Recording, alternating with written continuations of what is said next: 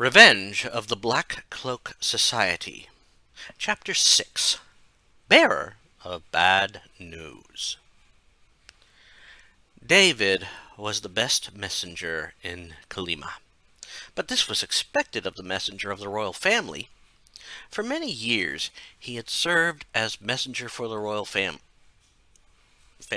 including during the time when the old king was ruling. Those had been trying times, mainly since a majority of his family didn't know what he was doing.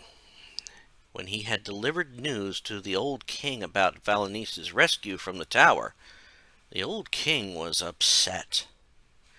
He couldn't show it in front of the old queen, but David knew. That was years ago, and now he had to deliver sad news again. With decades of experience, he knew how to deliver the news, and how to read the person who was receiving it.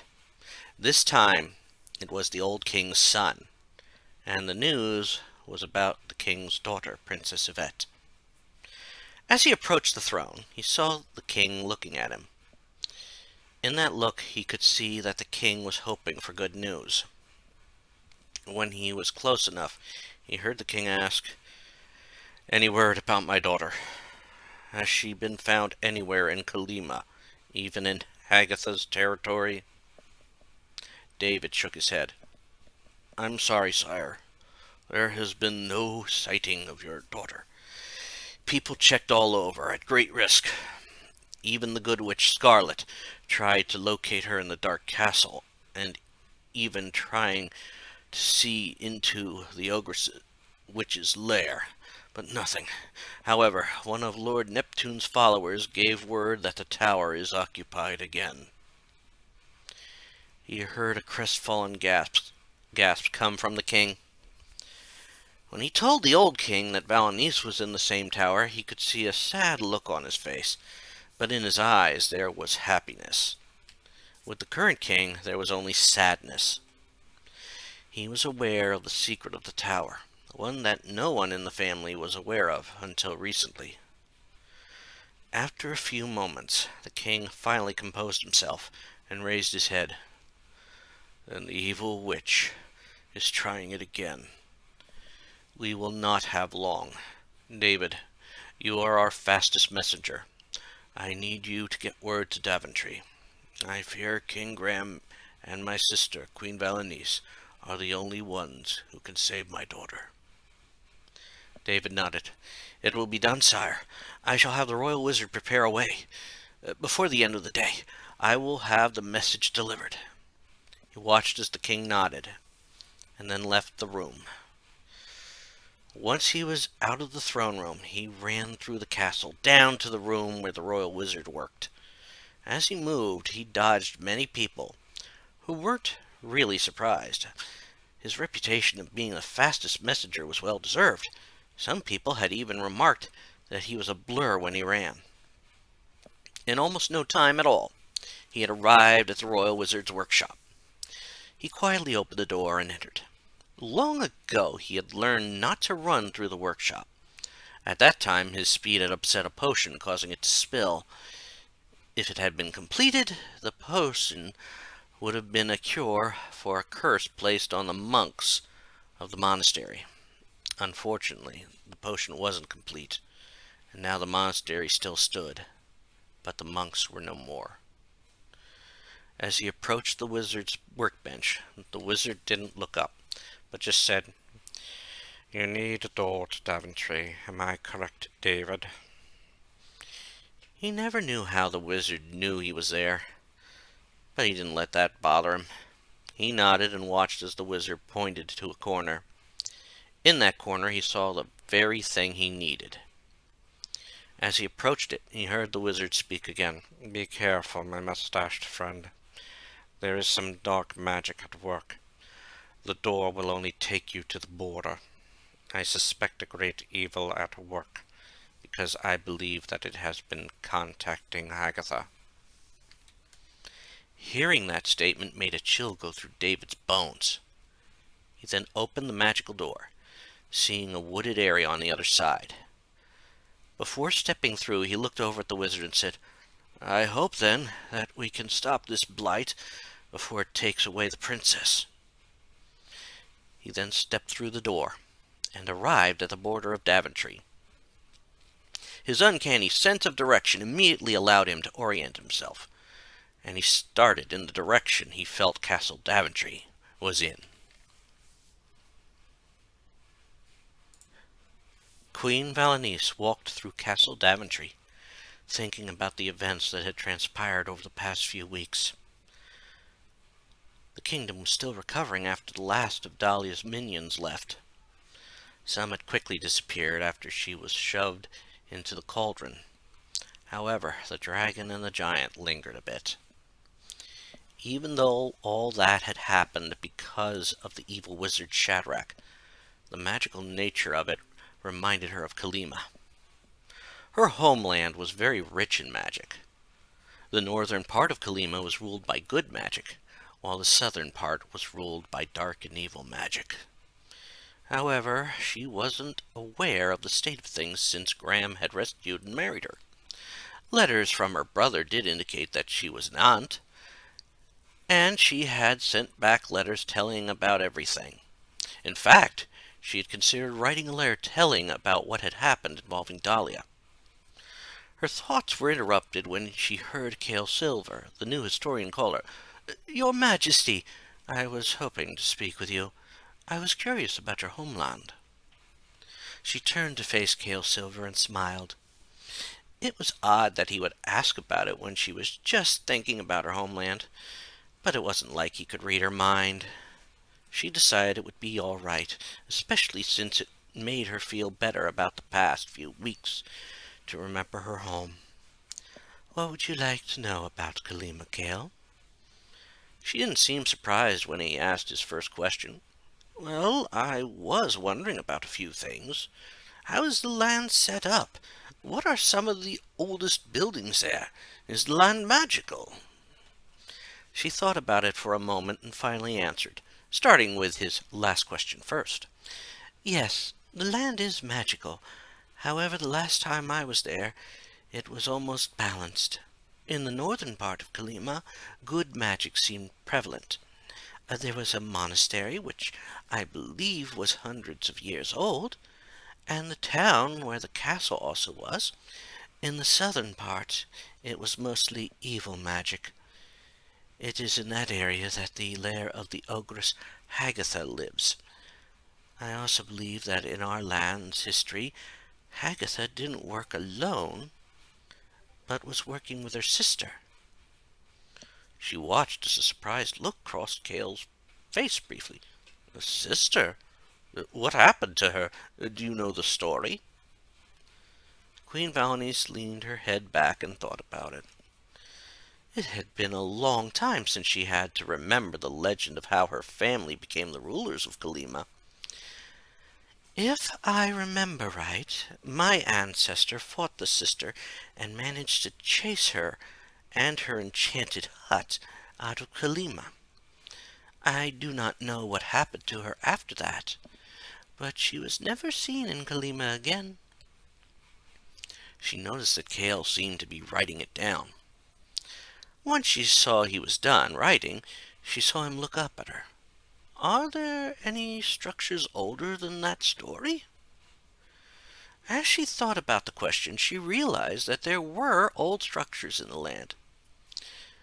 "As far as I know, there are two buildings older than that story. The first is the old castle in the middle of the Poison Lake. As far as I am aware, a vampire still lives there, but I could be wrong.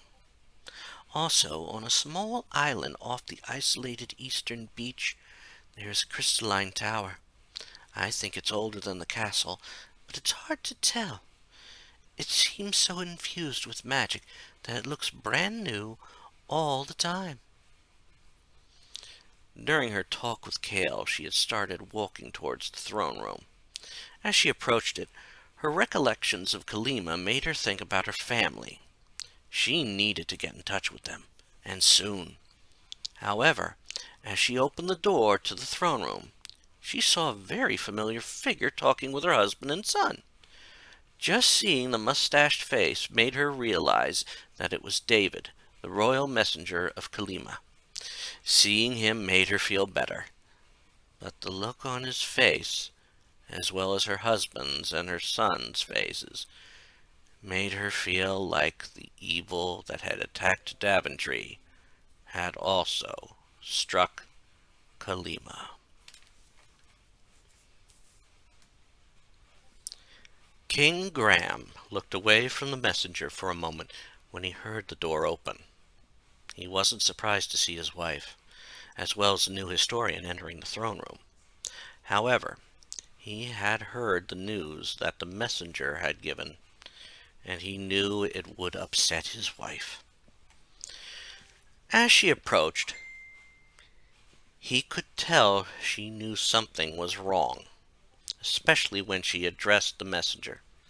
"David, it has been a long time since I've seen you, but I can see you don't have good news. What is wrong in Kolyma?" He was glad his wife asked that, since he didn't want to be the one to tell the messenger to repeat what he had just said. He quietly waited as the messenger took a deep breath and finally spoke. "I'm sorry to relay this. However, it appears that your niece, Princess Yvette, has been abducted. A search of Kolyma has led us to only one conclusion. We believe that Hagatha has abducted the princess and has imprisoned her in the same tower that you were imprisoned in. Your brother ordered me to come to Daventry and ask for your help." He was certain of how his wife would respond. However, he was also certain that this wasn't an isolated thing. He had been told by Alexander some time back that Hagatha was a member of the Black Cloak Society, and knowing that made him think that the abduction of his niece was Shadrach's doing. Some of his thoughts were confirmed when Valanice finally spoke after hearing the dreadful news. "Of course we'll help. Let my brother know immediately that we will be there." He watched as the messenger nodded, and in almost the blink of an eye, he was gone. If he hadn't seen it before, he wouldn't have believed any person could move that fast. He then turned to Valanice, wondering how long it would take them to get to Kolyma. He wasn't even sure how the messenger had gotten to Daventry so quickly, remembering how many large bodies of water he had crossed to get there. Before he could ask the question of how the messenger had arrived, he heard Valanice answer his question before he could even ask it. "David must have used one of the mystic doors, like the one that led to where the tower was." He remembered that door, and remembered that once it was shut, the door couldn't be opened again from the other side. It just disappeared from sight. Kolyma must have many of those doors, even one that could get them to Daventry. However, with whatever Shadrach had done, he was certain that the door might not work for them. He let out a sigh. "Well, if those doors are not an option, how will we be able to get to Kolyma? It may be too late if we use normal means." It appeared to him that everyone was thinking about the problem, even Cale Silver, whom had been quiet the whole time. He had attributed this to Cale observing the events that were happening. Graham would admit that for a moment after Dahlia was defeated, he suspected the new historian was part of the things happening. However, now with something happening in Kolyma, he didn't think that Cale was linked to what was happening. He was broken out of those thoughts when his son, King Alexander of the Green Isle, finally spoke up. "Father, I know it has been a while since I arrived in Daventry. Shamil may be rested enough to transport you to Kolyma." Graham thought about the idea for a moment, realizing that if Alexander was right, then they had their way to Kolyma, and if they were lucky, the Jinn could even help in rescuing the lost princess.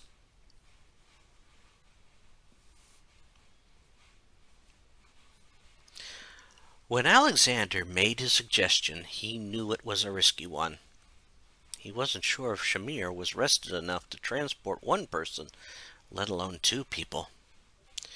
He knew both his parents wanted to go, since it was his mother's homeland. Even he wanted to go, but the simple fact was that if both his parents went, his father may need him to watch over Daventry. Finally, his mother asked him the very question he was thinking about. "Son, is it possible for the Jinn to transport both your father and I? You are aware that it drained the Jinn just to pass through whatever dark magic is surrounding Daventry now." He had not forgotten that fact, but he was sure Shamir could do it. He then nodded towards his parents. "I believe Shamir can do it. It may be easier to burst out of the dark magic barrier than it was to break into it. I doubt it will be like he is breaking out of one and into another." He watched as everyone in the room appeared to nod in agreement. After a moment, he watched his father stand up. "Son, we will head out tomorrow morning. I know I can trust you to take care of Daventry." He nodded and he let his father continue. "However, I still plan to be prepared. I fear this might be the work of Shadrach, and if that is the case, we may need to be ready for anything. I shall speak with Crispin about this. Hopefully, he can give us some things to keep us safe from anything Hagatha might attack us with." He then watched as everyone left the throne room. As they left, his focus went to Cale Silver, who, for some reason, had remained silent, but seemed to be paying close attention to what was happening. He remembered his father introducing him as a historian, but in all the catching up, and then the messenger's arrival, he never found out what happened to Derek Karlavigan. He decided now was the time to get a few answers. He followed the new historian and saw that the young man was heading towards a room in the same area as the old historian's room. Before the man reached his room, Alexander spoke. "Good sir, might I have a word with you?" He was stunned when the man turned around with a startled look on his face. It was a bit mixed with fear as the young man was clutching at his heart. "My goodness, sire, you gave me a start. I almost thought you were the bandit who robbed me just as I reached Daventry." Those words startled Alexander. Apparently not only did the people of Daventry were victims of the foul magic that Shadrach had caused. "I'm sorry, Cale, I was not aware of your misfortune. I take it that you then came to the castle after that." He watched as the man nodded. Before he could even make another statement, the man calmly said, "When I arrived, your father had asked me to take on the position of historian, since the old one had fallen gravely ill." As the words were spoke, Alexander started to realize that Derek Karlavigan was another victim of Shadrach's evil magic. He placed one hand on Cale's shoulder and smiled. "It seems that good fortune has smiled upon you. I do hope that this time allows you to be able to move on once Devon is well. I also hope you don't fear traveling again." As Cale smiled, he felt he had to say more. "I'm not a stranger to rough times. Many years ago I had been abducted and had to be a servant to an evil wizard. Before my 18th birthday, I had found a way to escape and return to my family. I know good fortune will smile back on all of us soon." He watched Cale smile, and then watched as the man entered his room. Once the door was closed, Alexander knew where he needed to go. He turned and made his way through the halls of the castle to the room set aside for Shamil. He needed to talk with the Jinn, and hoped he was ready to pull off such a transportation. He didn't want his parents to die because of an unready Jinn.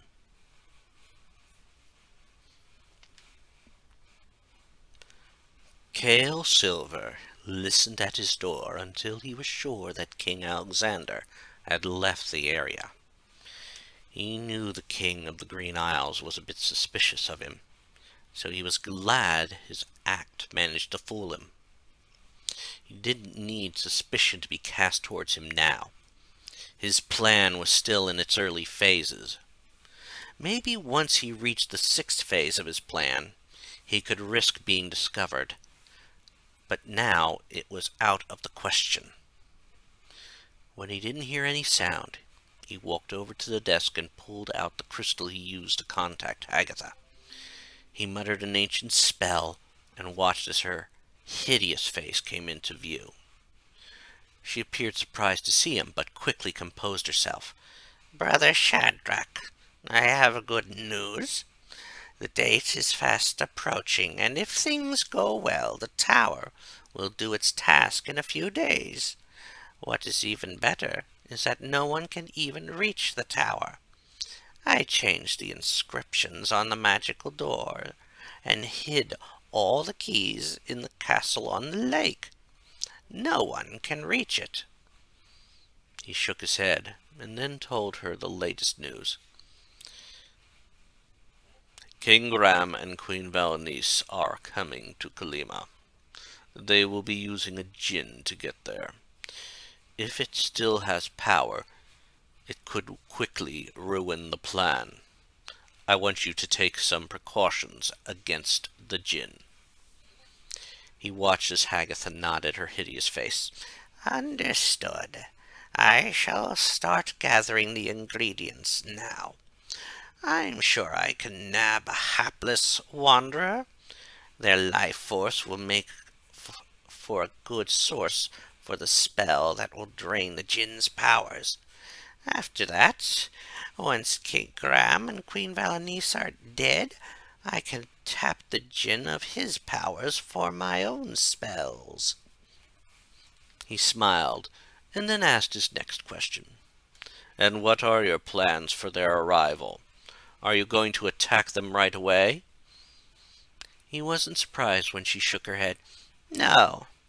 I will make conditions so they will have to head to the castle on the lake. Once there, I will have them taken care of. And also I will have the chance to take out the good witch in Kolyma." He was aware of the good witch living in Kolyma, and that the title had moved on to another. This was of little concern to him, since the big plan would take care of it. He waved his hand over the crystal and said, "Very good, Hagatha. I will speak to you again later." Soon her face disappeared, and he then walked over to a table by the bed and pulled out a book. As he opened it on the bed and turned to a bookmarked page, he picked at something on his shoulder. As he did that, he heard Manannan jump onto the bed. The feline former wizard looked at him and sniffed. "You were near that boy that turned me into this. I didn't know he had arrived. Maybe I should take my revenge now." Kale held up his hand and shook his head. "It is not time yet, but it will be time soon, brother. First things first, we let Hagatha do what she can. After that, we take care of casting the anti-cat cookie spell. I have found one, but it has certain requirements, which includes the hair of the one who created the cookie." He then held up the item he picked from his shoulder. "And since King Alexander of the Green Isles was here, I was able to get it easily. If he had not arrived, I would have had to go to the Green Isles to get it." He then placed the hair on the page and heard Manannan laugh as he spoke. "The fool didn't even know he needed the hair. What else needs to be done, and what will happen to the fool?" That he didn't know. but he was looking into the spell. Given what he knew about the cat cookie spell, he was sure that it may require the original lab the spell was created in, as well as a time limit the subject would remain human. However, he wasn't telling Manannan that, since for his master plan to work, he would need the wizard to fail. Once that all happened, Shadrach would have his revenge, and the subjects of his revenge were still unaware that he was in their own home.